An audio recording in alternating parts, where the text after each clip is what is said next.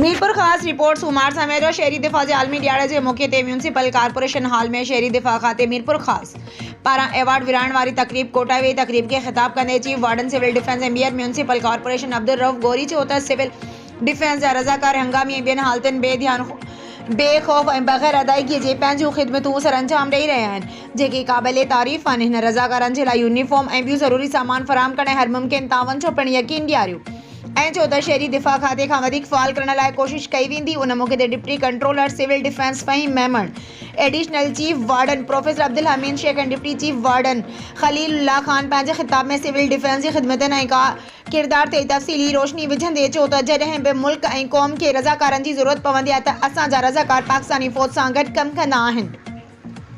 हिन चयो त तरबियती प्रोग्राम मुनक़द कया वेंदा आहिनि। हिन वधीक चयो त सुधरंदड़ मुल्कनि में शहरी दिफ़ा जे रज़ाकारनि वॾी अहमियत ॾिनी वेंदी आहे, पर बदकिस्मती सां असां वटि सिविल डिफेंस खाते खे अहमियत न ॾिनी पई वञे। उन करे हिन इदारे खे वधीक फ़ाल ऐं वधीक ध्यानु ॾियण जी ज़रूरत आहे। हिन चयो त सिविल डिफेंस रज़ाकार मुल्क जी चौथी क़ुवत आहिनि। उन मौके ते रज़ाकारनि में रेस्क्यू 11-20 सर्विस जे ज़ुल्फ़कार आरई तुफ़ैल ख़ान फ़याज़ सामो पारां इनाम ऐं सर्टिफिकेट विरहाया विया, जंहिंमें स्पेशल ब्रांच रज़ाकारनि जी वॾे अंग शिरकत कई। उन खां बाद केक कटियो वियो ऐं आगाही रैली पिणु कढी वई।